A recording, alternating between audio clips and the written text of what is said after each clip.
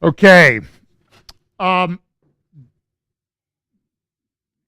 is there anybody that doesn't know about hurricanes in Florida and the Caribbean? I see we even have some Florida people here that chickened out and drove all the way up here.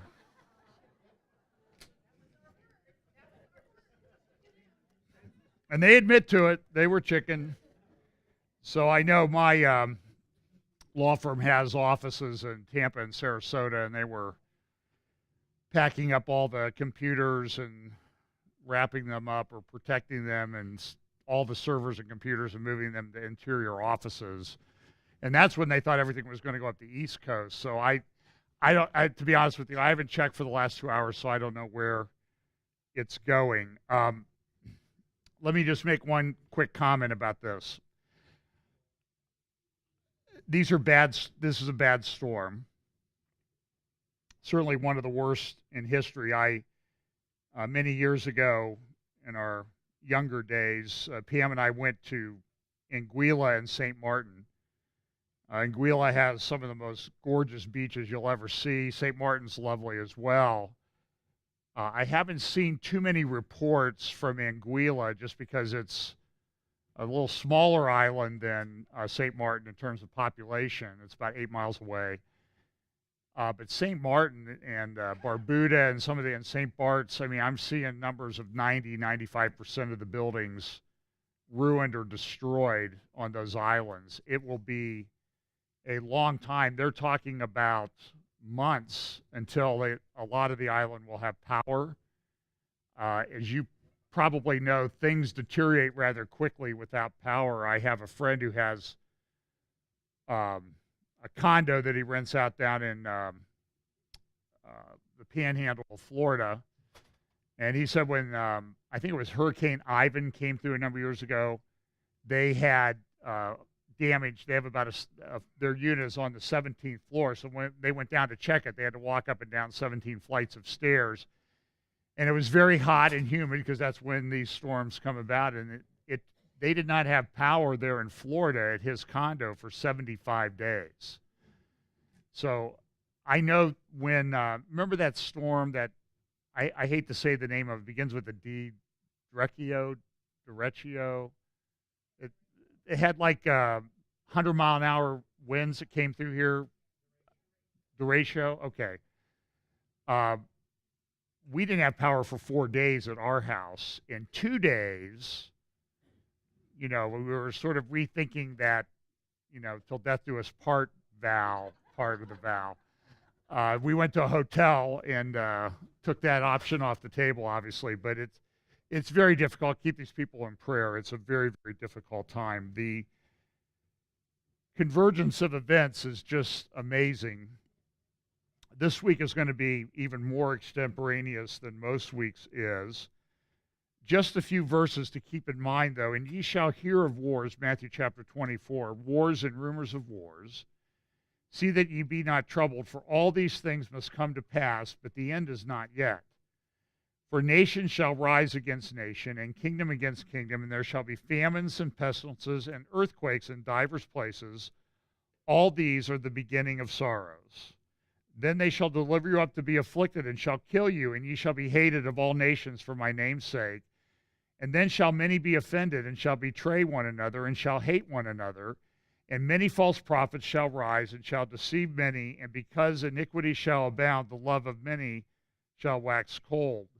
And a similar parallel passage over in Mark chapter 13, Mark records this. But take heed to yourselves, for they shall deliver you up to councils, and in the synagogues ye shall be beaten. And ye shall be brought before rulers and kings for my sake, for a testimony against them. And the gospel must first be published among all the nations. But when they shall lead you and deliver you up, take no thought beforehand what ye shall speak, neither do ye premeditate. Well, whatsoever shall be given you in that hour, that speak ye, for it is not ye that speak, but the Holy Ghost. Now the brother shall betray the brother to death, and the father the son, and children shall rise up against their parents, and shall cause them to be put to death. And ye shall be hated of all men for my name's sake, but he that shall endure unto the end, the same shall be saved. So I'm going to talk a little bit about some cultural things. Then I'll talk briefly about the hurricane. But I want to carry on this theme about being hated of all nations that Jesus talked about would come about in the end times. And we live, for those of you who watch overseas, we live, a lot of us really like the United States of America. It gives us certain freedoms and liberties, but those things are changing. And they're changing in a manner that I think has been prophesied. This week, Amy Barrett, a professor at Notre Dame, was having her confirmation hearing. I think she's been appointed as a nominee to the Seventh Circuit Court of Appeals. She is a law professor at Notre Dame. She is a mother of 7 children. During her confirmation hearing, Dianne Feinstein, the leftist, nutty senator from the state of California, had this to say to a nominee for one of the highest courts in the country. Listen to what she said. When you read your speeches, the conclusion one draws is that the dogma lives loudly within you. And that's of concern when you come to big issues that large numbers of people have fought for years in this country. How about the people that wrote the Constitution and fought wars and died for it?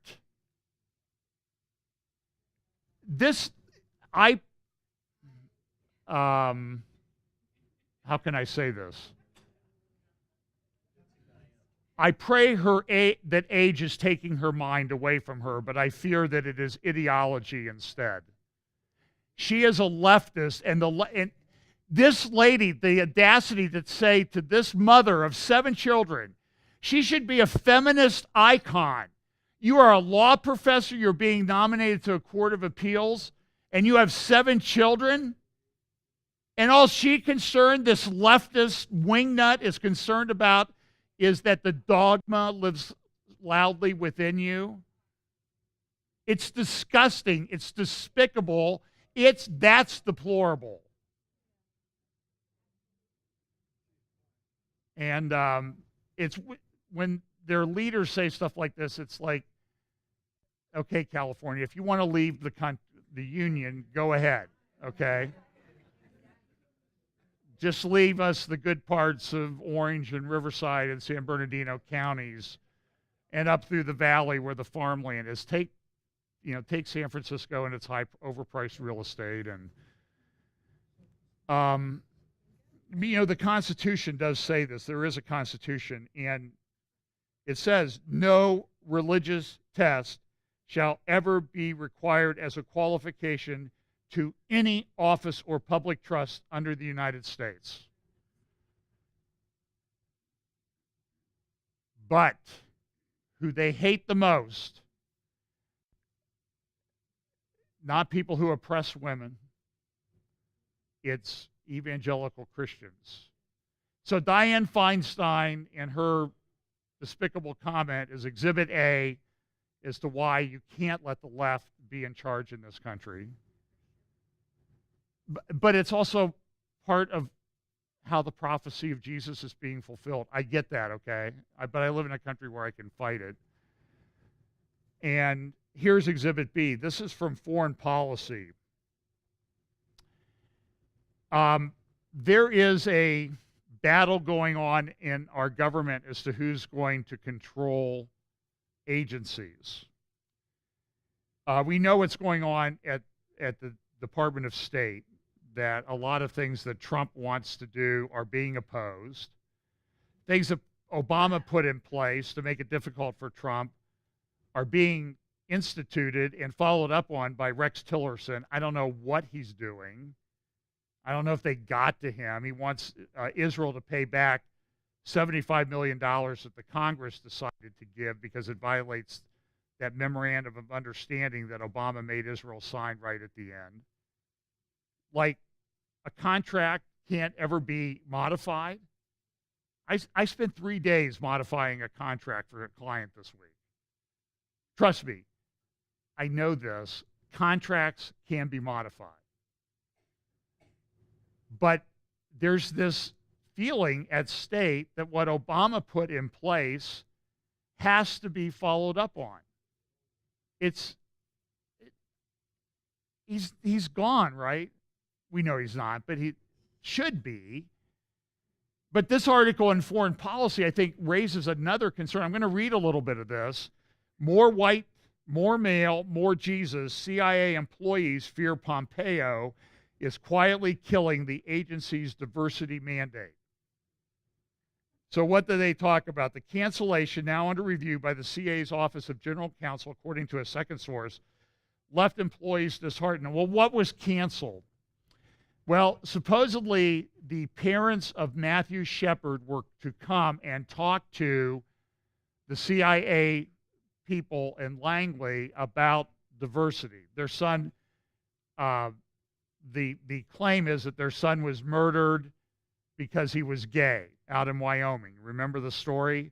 Now, there's a lot of questions as to whether that story, that narrative is actually true. But that never matters to people on the left and to the ideologues on the left that permeate government, even at the CIA, which is apparent from this article. So they canceled it, and everybody was, oh, this is just terrible. Left employees disheartened, particularly those invested in the diversity reforms that were emphasized during the tenure of John Brennan, the former CIA director. By the way, this article in Foreign Policy discusses, as you'll see, the religion of Mike Pompeo, the new director of the CIA, but it never mentions John Brennan's religion, does it? Isn't that interesting? In March 2013, Brennan was appointed director under President Barack Obama, and the new CIA had moved to make diversity and employee rights a priority. Senior leaders competed for spots to speak at employee gay pride events and accompanied the director to diversity events and celebrations. While embraced by many, Brennan's policies drew the ire of right-wing publications like the National Review, which claimed his diversity and inclusion strategy was just a way to make the agency more politically correct. Well, guess what? I don't agree with a lot of what National Review says, but in this one, they were right. But for Brennan, the changes were a matter of building a better workforce as well as a national security. I believe strongly, he said, that diversity and inclusion are what this country is all about. He had never read this document, I don't think, or he didn't believe in it. I can think of no organization that can make a better business case for diversity and inclusion than the CIA. We have the responsibility of covering the globe, understanding all societies, cultures, and backgrounds. Now, the implication of this is that if you're not like a certain person, you can't understand culture, where they're coming from. You can't analyze it. And so what did they do at the CIA? They brought in a lot of people from a particular religion, didn't they? Brennan was particularly concerned about the alienation of the CIA's Muslim employees. Over the last couple of years, we really tried to make a real effort to have the Muslims within the CIA workforce feel that they were as special and as valued and as important as everyone else. Too often, there has been an unfortunate rhetoric that has been the equivalent of Muslim bashing. A lot of employees took that rather personally. But here's the kicker. Pompeo, an evangelical Christian, has said previously that Islamist terrorists will continue to press against us until we make sure that we pray and stand and fight and make sure that we know that Jesus Christ is our Savior, is truly the only solution for our world. Guess what? Good for him. It's about time somebody stood up. And boy, he's getting fire for that. The concerns are not that Pompeo is religious, but yes, it is. But that his religious convictions are bleeding over into the CIA. According to 4 sources familiar with the matter, and they got sources. Everybody's got sources these days, but they're never named. Pompeo, who attends, this guy is dangerous. Why? He attends weekly Bible studies held in government buildings, referenced God and Christianity repeatedly in his first all-hands speech, and in a recent trip report while traveling overseas. According to a profile by the Washington Post, Greg Miller, Pompeo is working on starting a chaplaincy for the CIA campus like the military has. Michael Weinstein, Michael Weasel Weinstein, the former Air Force officer who founded the Military Religious Freedom Foundation, Freedom from Religion, says he has been seeing increasing complaints from those inside the intelligence community. Certain things are making them especially uncomfortable, such as officials signing off with the phrase, grab onto your seats, folks, have a blessed day. Now, my concept of and I know it's not right, a CIA spy is, James Bond. Okay? Would James Bond be, going into a panic attack or a meltdown, psychological meltdown because, the head of the Secret Service there in Britain said, James, have a blessed day. This is what passes, though. This lady, she's a former Muslim. She stands up and speaks out against female genital mutilation. She has had her account banned by Twitter. If you go to her page now, it says account unavailable. To which somebody said, tweeting about the rape of Pakistani children by Pakistani men is the new hate speech. How they rejoice yet are silent on rape of children. The left has lost its minds. Here's a little clip from Dennis Prager on Tucker Carlson the other night, kind of talking about where the left is coming from. I do appreciate Dennis. The city council in Charlottesville, Virginia, is voting tonight on whether to remove its statue of Stonewall Jackson. This comes 1 month after Antifa and the alt-right rioted over the fate of the Robert E. Lee statue.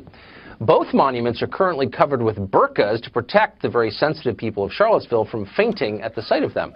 Similar statue battles are being fought in dozens of cities across the country. Dennis Prager's a radio show host. He says the battle over statues is a massive distraction from real life. Dennis, thanks a lot for coming on tonight.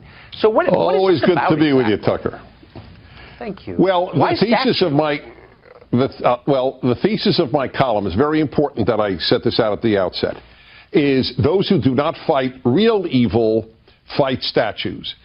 This is part of a rule of life that I established many years ago. I think it's a defining characteristic of the left, not of liberals necessarily, but of the left. And that is they don't fight the biggest evils, they fight made-up evils instead. They didn't fight communism, they fought anti-communism. They don't fight Islamism, they fight Islamophobia. This is another example of that. Real evil, the left is AWOL. Statues, they don't fight back, and they're immobile. You're not going to get hurt smashing a statue, so this is their big battle. Why not just fight real evil? Wouldn't that be more productive? Yes, it would be, but then, look, this is a very tough question. Why don't people fight real evil is one of the great philosophical questions of life. Why do they fight littler evils? I think in part, I hate to say it, because there are some nice people all over the political spectrum, but I think ultimately it's tough to fight real evil. Look, the left fights, for example, religious fundamentalism in America, right? Those nasty Christians. But when it comes to the Ayatollah Khamenei, they're pretty AWOL again. The really bad religious crowd, they have nothing to say about. So who do they fight? really tough people like Franklin Graham. These are the real threats to America. Wherever you look, that's what the left does. They don't fight the real threats. The coming theocracy, remember that? And yet when, that's right. There's Theocracy, sex segregation according to Sharia, like that's totally cool. You don't let your wife drive a car or go outside except with male relatives. That's totally fine, different culture. But I wonder if refusing to fight evil is in complicity with it. Oh, in the final analysis, if you hate Reagan more than you hate Brezhnev, then you have aided Brezhnev. I'm not saying that they were pro-communist. What they were was anti-communist. When Ronald Reagan said that the Soviet Union was an evil empire, the left went ballistic. I remember it was vividly. a truism. So it was a simple truism. It seems rooted in us, and I hate to reduce it to this because I'm not trained as a shrink. I was a Russian history major, but a lot of this seems like working out of psychological impulses, and underlying a lot of this seems the deep need of many on the left to feel virtuous. Like, I'm a good person. I have proved that I'm a good person, and you're not. There's a little proof to that. You know who started the self-esteem movement? Nobody talks about this, but I was there at the beginning. It was founded in my state, California, by I know exactly a late state senator, John Vasconcellos. John Vasconcellos was a liberal Democrat member of the state Senate in California. I had him on my show, and he said to me, this was not hidden, he was a wonderful man, actually. He said, I realized when I was in therapy that I lacked self-esteem as a kid, so I realized how important self-esteem is, and you were right, this was truly acting out some psychological phenomenon of his own life. And it turns out that the self-esteem movement has been utterly destructive. And I have proof for that, too. Everyone watching should ask the kindest, finest adults they know the following question. Did you have high self-esteem when you were a child? Every single good, kind person will say no. Of course. It's totally obvious. Okay. Good. You can find the rest of that at Fox News in their video archives. So, here's something that the president did in the Colorado Baker case, Masterpiece Cake Shop. The Department of Justice came in this week and filed a brief in support of the cake baker. That's great. I think I have you here. Of course, Slate magazine calls it a cake wreck, and they say that their brief is cynical, dishonest, and embarrassing. Here's the embarrassing part that they said.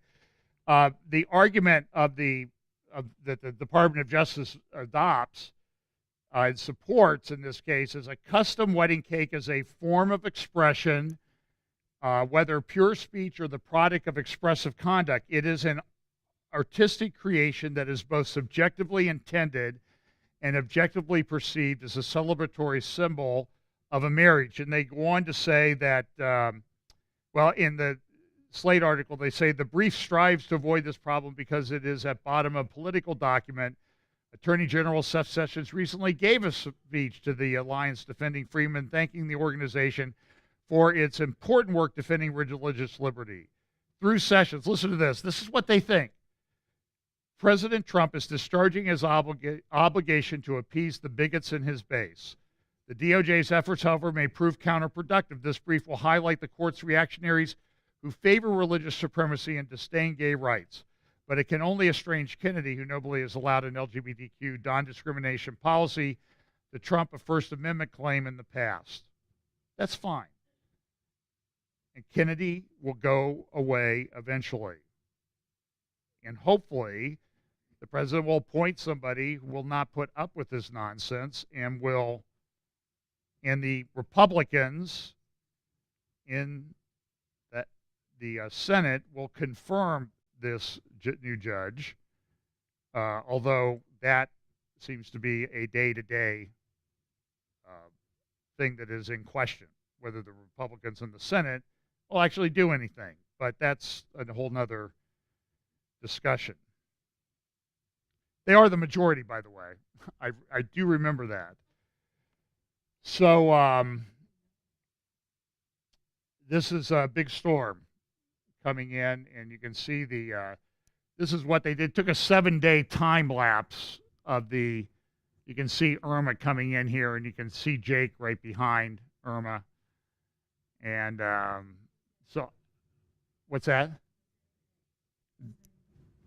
It goes up through yesterday. Oh, Jose. I said, what did I say, Jake? Well, that's English for Jose, right? Okay, whatever. It's not the worst. Now, there's a whole bunch of theories that are coming out about this. Of course, like articles in the Independent and elsewhere. Yeah, see, this proves that global warming is right, even though we really haven't had a bad hurricane hit Florida since 2004. I think there's been one, or 2005, and it's not the worst one ever. And the interesting part about this article, aside from the global warming thing in the Independent, is these storms changed the face of the country. For example, in 1900, they didn't have satellites though, but this is a drawing somebody prepared of what happened to not Houston, but Galveston, Texas. I mean, here's the headlines from the San Francisco Call. Thousands died in that storm. Here's a picture of one section of Galveston. Thousands. I mean, I think it was 5,000 or 6,000 people died. It was pretty bad. And the result of that was Galveston at the time was a really big port.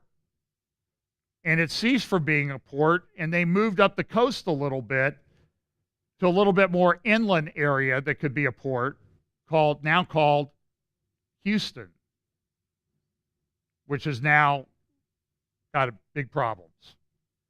I mean, they have big. I mean, we think, oh well, I mean, our memories are so bad now that all the suffering in Houston is sort of like, well, the traffic is bad in Florida. We're really concerned about that, but we kind of forget about all the problems in Houston. And then these islands out there were just Anguilla. I mean, this is, and then this earthquake in Mexico, 8.1, I hear maybe hundreds dead. Even the AP the other day said this: winds, fire, floods, and quakes, a nutty run of nature. And it's sort of like they're seeing these things happen, but they don't know how to deal with it. And Christians, look, I don't know if somebody's got a big machine someplace that's caused these things to happen. If their goal was to wipe out a large population base in Houston, they didn't do a very good job of it. They only got like 40 people. But then again, it's not global warming. And you cannot discount the fact that these may be messages that God is sending to us as a country to repent. Get your act together. And there really is, I mean, I hope you appreciate, there's a lot going on in the world this week. And there are millions of people that are on the road that weren't 5 days ago. It's very disruptive.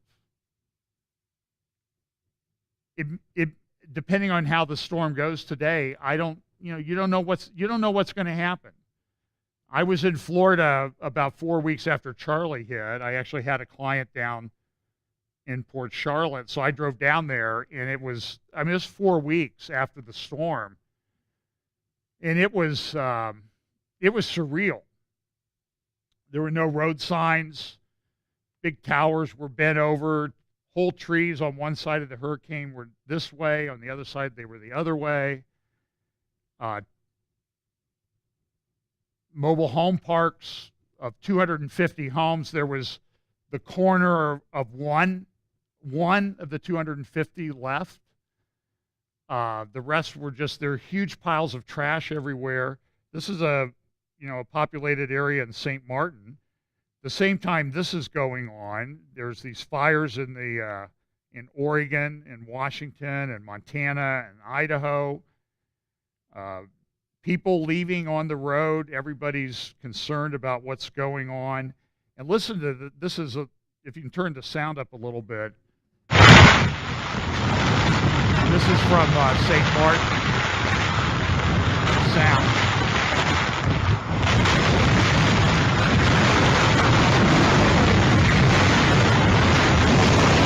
Now, I think it's nice to have these videos to kind of see visually what's going on.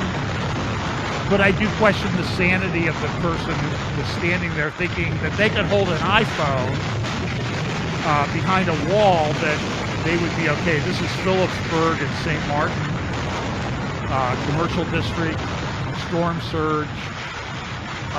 Pretty amazing, powerful thing. So we'll have to see what's going on. So I don't have a lot of things to say about this is a comparison of the size of Irma compared to Andrew that hit Homestead, Florida, south of Miami, about 1995. It's 5 times the size. It was 92? Okay, it's 25 years ago. That's right, 25 years ago. And I've seen pictures of that. It just devastated the homes. It led to better building codes, which may result in less damage this time. So let's go to geopolitics for the time that we have left. This was a big conference of the BRIC countries, Brazil, Russia, India, South Africa, and China, that took place in China this week. So you see Putin, you see the head of China there as well. And then, what's that guy's name from India? Modi?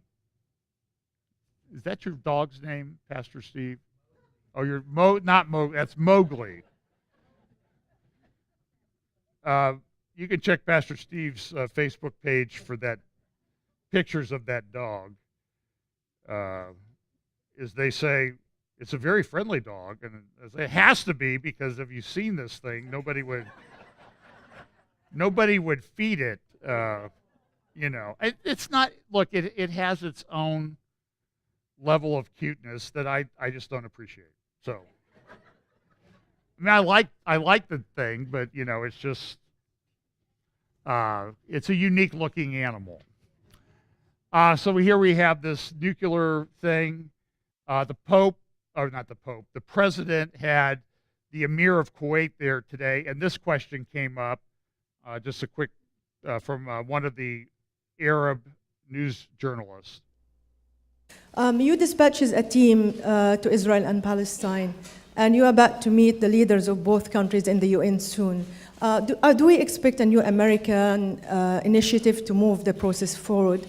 And if I may, sir, the UN has just published a report about Syria's Assad regime using chemical weapons. They said that basically use it more than two dozen times. Does that mean that President Assad is immune now from any prosecution? And what can you do to stop the further use of chemical weapons? Thank you. Well, first of all, the Palestinians and the Israelis, we are discussing, we are working.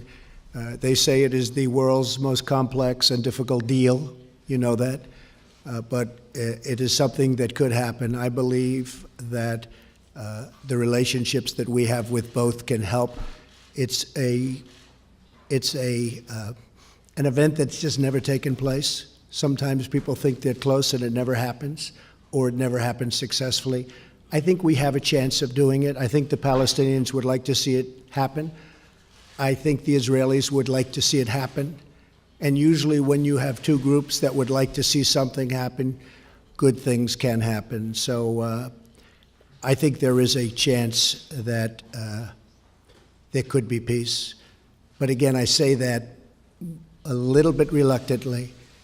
We're going to give it our best. We have tremendous talent working on that particular transaction. As you know, David Friedman, the ambassador, is very much involved. We have a great group of people. We'll see what happens. As far as the chemical weapons, I find it hard to believe that after what we did the last time, that Assad would do that again. I haven't heard what you just said, but I find that a little bit difficult to believe.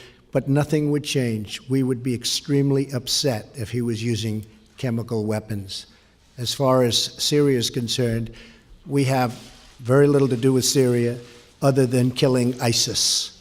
What we do is we kill ISIS. And we have succeeded in that respect. We have done better in 8 months of my presidency than the previous 8 years against ISIS. So ISIS is rapidly disappearing, as you know, and that's because of our great military. The military has been absolutely incredible in terms of what they've done with ISIS in Iraq and in Syria. Well, I know there's a desire to achieve peace between Israel and Palestine. I would issue a cautionary thing that when the United States in the past has been one of the leaders in trying to do this, and when they do it, things happen. Now, I'm not saying that these things are necessarily connected, but it happens all the time. And I think I just wish we know when they try this, things happen. So why don't we not try it and see if nothing happens? I mean, let's just kind of prove that there's no connection. But that never seems to happen.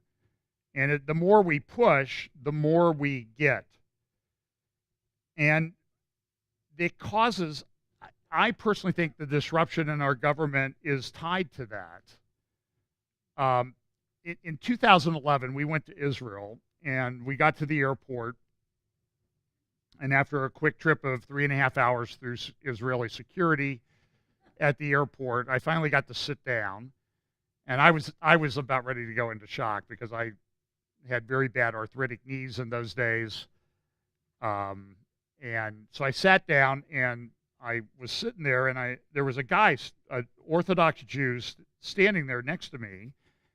And I mentioned, I might have been to Jerry Clapham. I may have said something like, "Did you see Dave Barry's latest article?" You know, he's a humorist. And this guy goes, "Oh, I love Dave Barry. Oh, here. Look at this article about Dave Barry's colonoscopy that my sister sent me." And he hands me his computer. And because our flight was then delayed about 3.5 hours, I sat there, and he sat and stood there and talked to me the whole time. And we had a wonderful conversation. And he said, "You know, when you people mess around with Israel, stuff happens. And you Christians need to talk about it, because if I say it, nobody will believe me."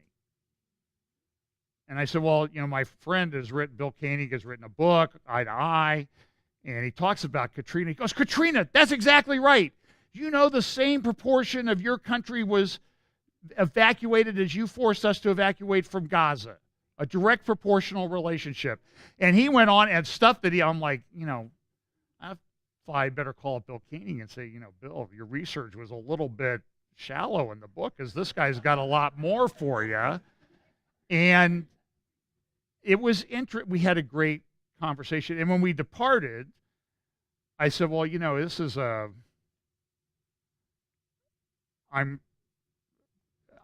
it was this great coincidence," I said, "happened that we ran into each other." And he looked at me, and he pointed at me, and he said, "This, my friend, was a divine appointment." So, you know, so I got smacked like I should have for not recognizing exactly what was going on. So we had a great conversation. I say this disruption happens on many levels. So there seems to be this correlation between what's going on in the United States and what's going on in Israel. So every time Donald Trump Jr. gets in trouble, the Israeli left goes, "I see your Donald Trump Jr. potential indictment, and I'll raise you a potential indictment for the wife of Benjamin Netanyahu." And they're doing the exact same thing to Netanyahu that they're doing to Trump. They're on this fishing expedition, and They're getting people that were used to be in his administration and inner circle to turn on him. They're doing the same thing. Mueller's doing the same thing here, and they're out there and they'll spend tons and tons of money. So she's supposed to be indicted this week. I hear she took a lie detector test and passed it, but that doesn't matter, okay? Because why? What's the ultimate goal here? Get rid of Netanyahu. Destroy him. You know, sort of like that scene in the Ten Commandments, you know, where Pharaoh is exiling Moses. And he says, let the name Moses be stricken from every obelisk and monument. Let the name Moses never. That's what they want to do with Netanyahu and Trump. So the president of Israel, Rivlin, went to Germany this week to talk to Angela Merkel. And he told her, the headline summarizes it, that Iran and Hezbollah are forcing Israel to react. Now, I would think that if you have sufficient capacity to fog a mirror, as they say, you know, you breathe on it and it would fog up, that you would know that this is the case. It's obvious, right? That Iran and Hezbollah are up to no good. Why? How do we know that? Because they said it. That's what they say all the time. We want to annihilate Israel. But Rivlin felt that he needed to go and educate Angela Merkel. And there was a great article over at American Greatness this week, What's the Matter with Germany, written by Robert Curry, I'm sorry. And it's What's the Matter with Germany? Now, Dennis Prager, who you heard earlier, he sort of has a rule of thumb that when it comes to geopolitics, Germany is almost always wrong. That's where you sort of start. And this guy puts like intellectual muscle to it in a book that he's written and in this article. Listen to what it says. Germany is making trouble again. This time it's not sending young men in uniform swarming across its borders to conquer Europe. Instead, it is using its position of economic dominance to cause young Muslim men from outside Europe to swarm across Europe's borders. In World War II, by the way, this guy's not getting invited to speak at the CIA anytime soon. Well, he certainly wouldn't under Brennan, but that's another thing. In World War II, he says, Germany's conquest of Europe and subsequent defeat left the continent in ruins. This time, however, Germany's actions seem designed to bring about Europe's destruction by inviting conquest rather than by initiating it. First the Kaiser, then Hitler, now Angela Merkel. Over and over again in different ways, Germany's hubris has invented ways to take Europe down. How can we possibly be here again? And he goes on to talk about the Enlightenment was a period of political revolutions in Britain, America, and France. Those revolutions resulted in radical change in thinking in those three countries. During the Enlightenment era, there was a crucial parting of the ways between Germany on the one hand and Britain, America, and France on the other. And he concludes with this. I mean, he goes on, he says, there's another person who wrote about this and the development of this, that Germany hated Napoleon because he was sort of post-Enlightenment, and what Germany developed was this sort of romantic ideal of the conquering hero, and that's what they became about. And it bore out in the 20th century. At least there were two major wars that Germany was at the hub of, and he concludes with, and this one writer who wrote about this historically, a guy named Berlin, actually, he said that what Germany's approach to this was, that the terminology he used was satanic. And I think he's right if you watch what has happened there. And he concludes with this: if the West wishes to avoid a repetition of the destruction and disasters of the last century, it would do well to consult its own Enlightenment tradition and to marginalize the thinking of German romantics like Merkel, who recall an intellectual tradition that can demonstrate no positive historical achievement. And you know what? I think this guy's right. He was on Dennis Prager this week, and it was a great interview. If you can find that, you should go for it. Now, I'm going to talk a little bit about the situation on the northern border of Israel. And for example, this is a article by Dr. Mordecai Kedar of the, he's a scholar in Arabic, Islam, and Middle East issues, writes for a number of publications. And in late August, he published this: after Iran occupied Syria, it will destroy Europe and North America. And it talks about the plan that's going on. And now this is a Jewish writer, a good thinker. And in the first part of this article, he says, Iran and Russia. Now, does this sound at all like anything that we've read, like in Ezekiel chapter 38 and 39?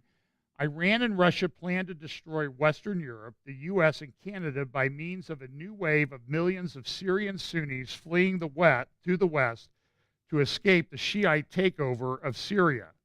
Now, I played a clip of the head of NATO's armed forces, Breedlove, about a year and a half ago, where he said this, they were causing Sunnis to invade Europe, and and Merkel particularly was going along with it because she just doesn't, she doesn't have a moral compass. If she does, it's broken terribly.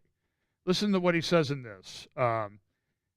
In my weekend column 2 months ago, I claimed that Iran is the real victor in the Syrian civil war, using the war against ISIS as a smokescreen, is making large swaths of Syrian territory, mainly in the scarcely populated middle and eastern parts of the country and the more fertile and densely populated west of Syria. There are Iraqi, Afghan, and Iranian Shiite militias augmenting Lebanese Hezbollah fighters who were given carte blanche to do whatever Hassan Nasrallah decides to do there. And essentially what's happened is half the country's gone. All the Sunnis are being forced out. They're being marginalized. They're going to be forced out of Iraq. And so when I hear the president says, well, we're just here to kill ISIS, I'm concerned because that creates a vacuum. What happens with a vacuum? Something fills its place. What's filling its place in all of these places? Iran. And it's a huge concern. And so you can look up Kedar's article, After Iran Occupies Syria, It Will Destroy Europe and North America.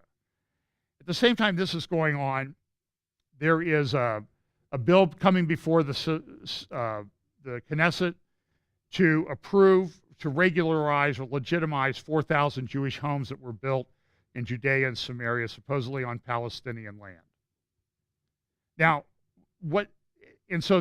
Roger Cohen in the New York Times, like, oh, this is just more of Netanyahu's no state solution. He doesn't care. He's going to blow everything up. He's going to cause war and all of this. And then what was the other thing that was happening in Jerusalem this week that everybody was concerned about on the left was this eviction of a family from a home in East Jerusalem, Palestinian family, after 53 years,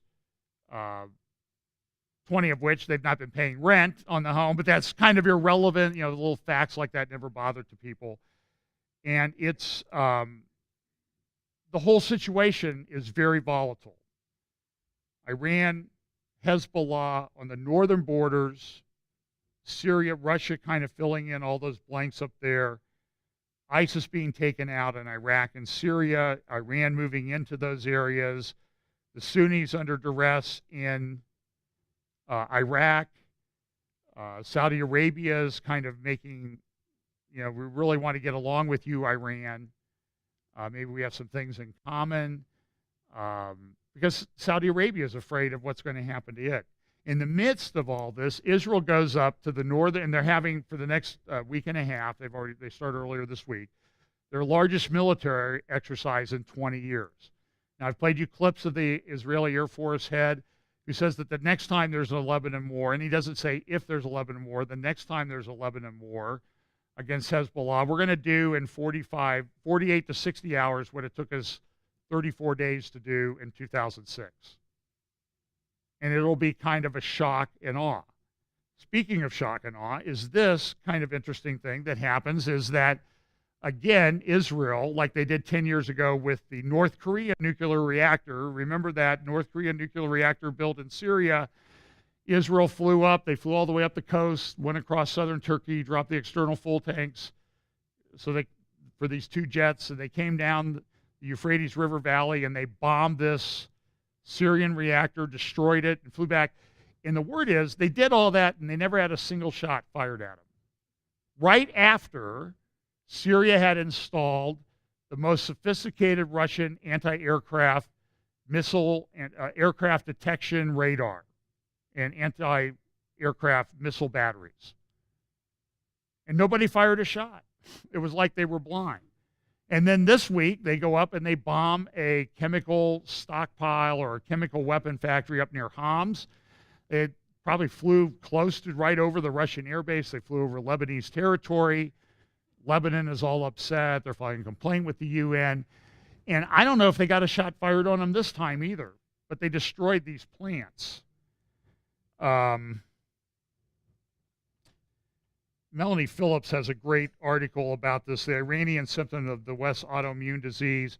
She builds off some articles. This article from AC Democracy, Iran recruits captured ISIS fighters to target the U.S. Wait a minute, what? What? Yeah, I thought they were Sunni, and I thought Iran was Shia. When they have a common enemy, it doesn't make any difference.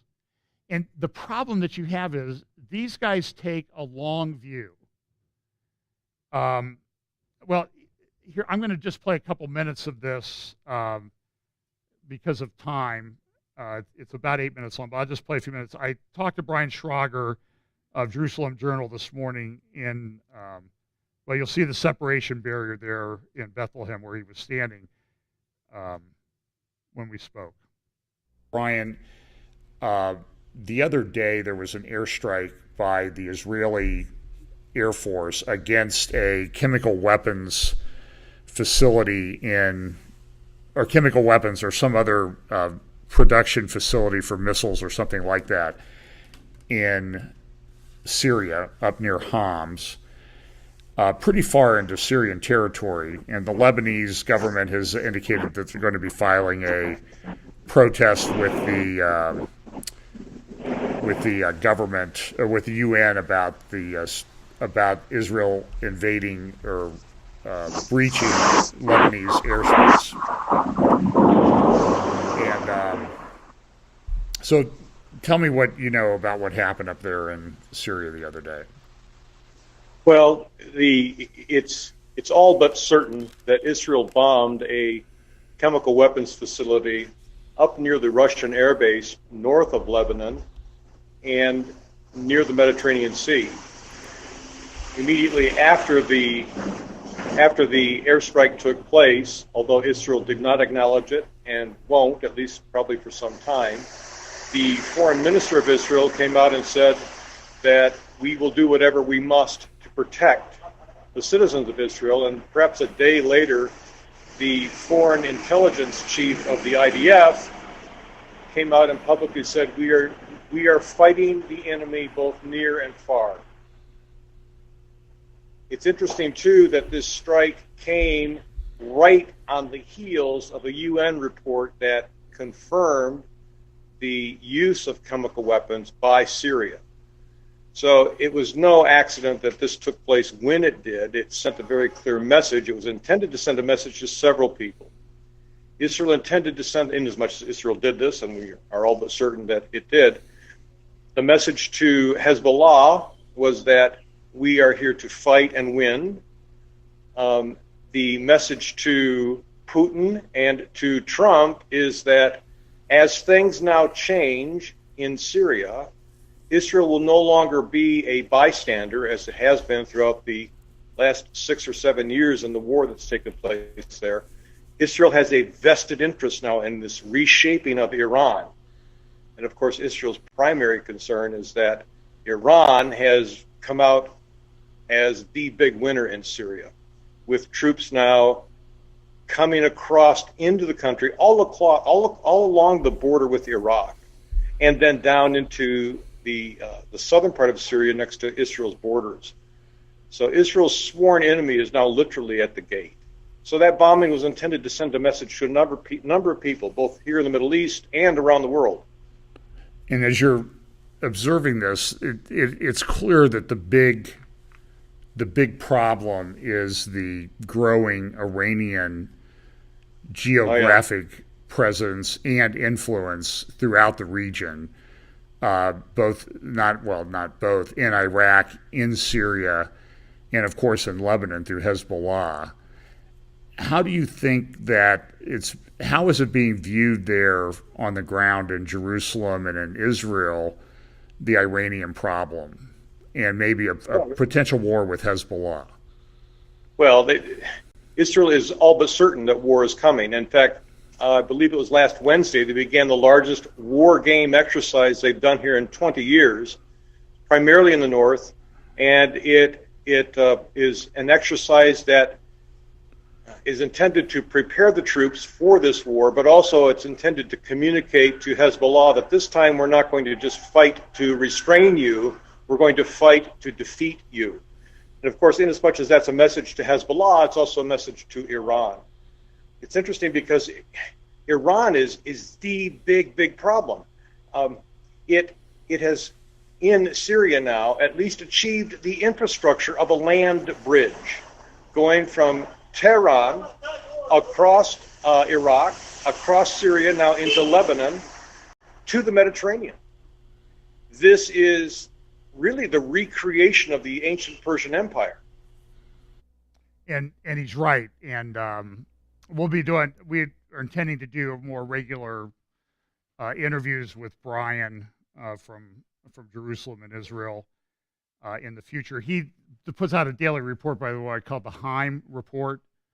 I'm supposed to say Haim Report, but I say Haim Report. I don't say the Chaim Report, but and JerusalemJournal.net, you can get that there. You can like their Facebook page. You can share that around. It's a very good compilation of things that are going on over there.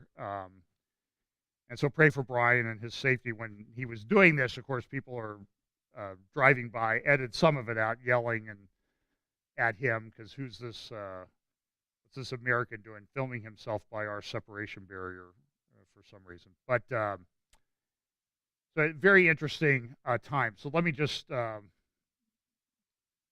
have to kind of go here because we're bumping up against the time that everybody needs to leave. At some point, I intend to talk about this article that I found over at the Begin Sadat Center for Strategic Studies, Prophetic Storm, The Implications of Middle East Chaos. It was written back in July of 2015, but I think it's a very good forward-looking article. But there's another one also over at another strategic studies place that I'll close with today. And here's another one, Israel's Intelligent Options in Judea and Samaria, by the same author, a more recent one that just came out a month or so ago. But this one, written by Martin Sherman, you can find it at aljaminer.com and some other places. I think it's a very important article. Sherman has been, he's had some disagreements with Caroline Glick. He's been a supporter of the two-state solution. Of course, she believes Israel should just take it over. And he says she's, naive in her optimism. I agree with almost everything she says, but I disagree 100% with her solutions. But he even came out recently and said this Temple Mount thing is very important to the Jewish psyche. He's a non-observant Jewish person, non-religious, but he talked about, I read some quotes from his article, but I've changed my mind about how important this religious aspect is, essentially, is what he's saying, of the Jewishness. And it's interesting because I think it shows the slow awakening of the Jewish people to the things of the Lord and God and that type of thing. And we know there's this great promise that will eventually be fulfilled, and that I think we should all be working towards that phrase in Romans chapter 11, all Israel will be saved. But he has this article, Conflict Management, the Collapse of a Concept. And I would encourage you to go and look up the article. Brian, I'll try to get you the URL for that so you can put it in the description of the video. He starts off with this quote from the history of the Peloponnesian War, 431 BCE, quote, "To remain at peace when you should be going to war may often be very dangerous." And he goes on to talk about all of the situations over the years where Israel has been engaged in kind of conflict management and kicking the can down the road. For example, when they evacuated from Gaza, when they had problems with Gaza in those days, there's a statement in here that says when they did that, Gaza could shoot the rockets 5 kilometers and they could put 5 kilograms of explosive on them. Now they can shoot at 100 kilometers and put 100 kilograms of explosive on them.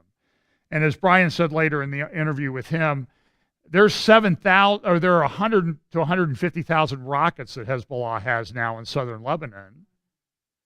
And they think they could launch as many as 7,000 in it, 4 to 7,000 in one day.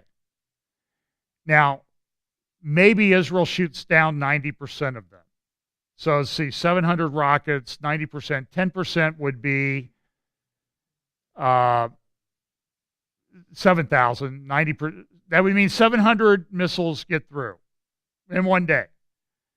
Is that an acceptable, manageable risk? No, it's not.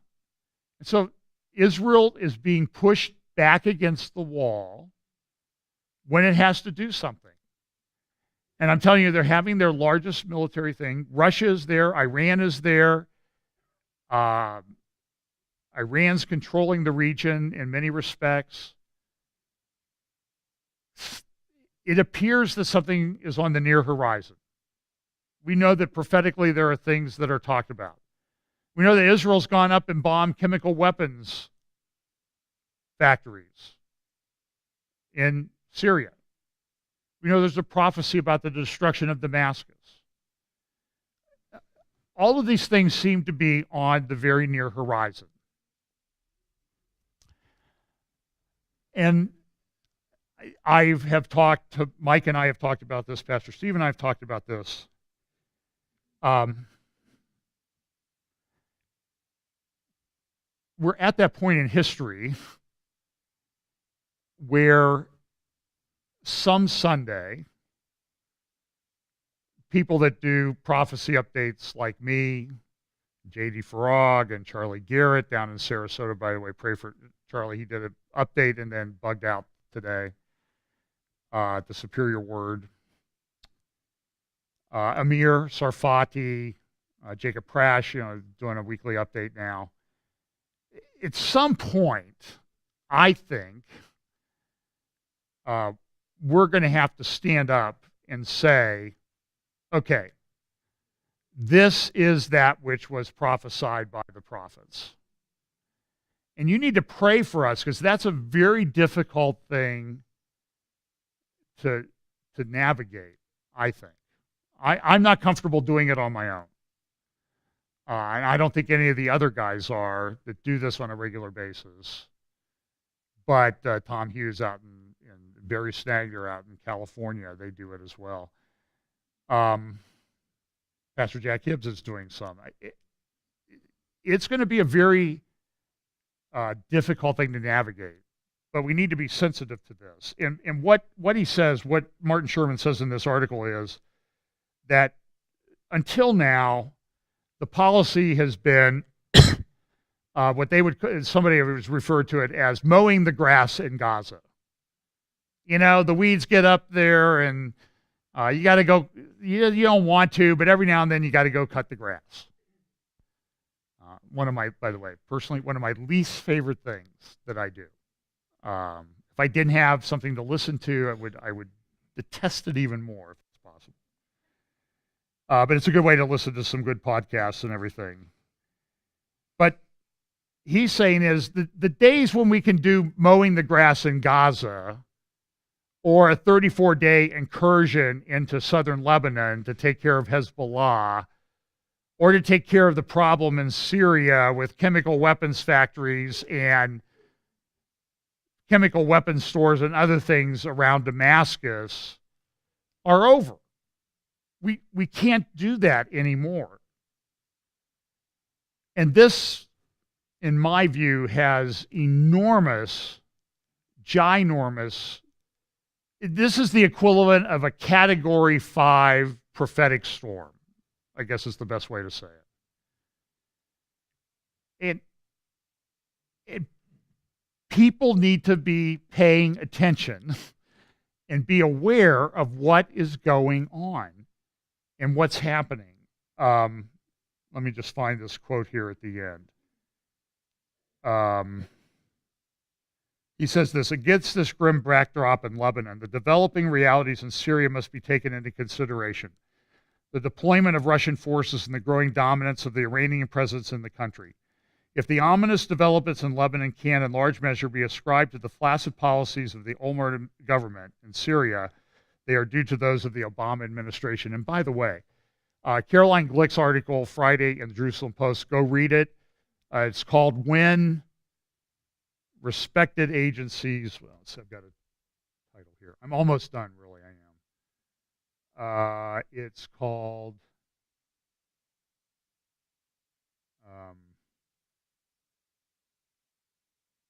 here it is. When Great Institutions Lie. And she uses two examples. One is Stanford comes out with this ridiculous report that there's really not a problem with anti-Semitism on American college campus and university campuses. Published under the Stanford name. And she says the left does this all the time. They're ruining these institutions. The other is the Holocaust Museum in America. Issued a report. Now, I don't know what this has to do with the Holocaust Museum mission, but their report was the Obama administration didn't do anything wrong in Syria that caused Assad to have chemical weapons, or they didn't do anything wrong in Syria, the way they conducted things.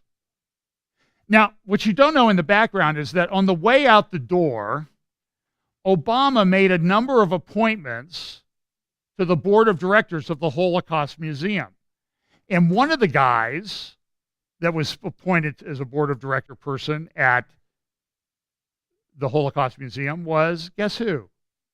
Ben Rhodes, the children's storybook writer, the fiction writer that became Obama's speechwriter, and the guy behind a lot of what happened with the Iranian deal.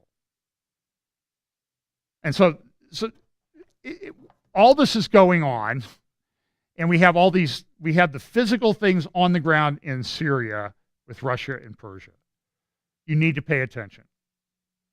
You shouldn't be like the people I saw interviewed at the beach in Clearwater Beach, Florida yesterday. Oh yeah, it's probably going to be a big storm, but we're going to ride it out. I got a gallon of water. You know, folks, that's not why the Lord laid all this out for us. And he gave us all this information. It was so we would be ready and prepared and be able to help others.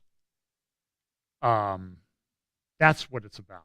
So let's pray. Father, thanks again for your grace in sharing this information with us.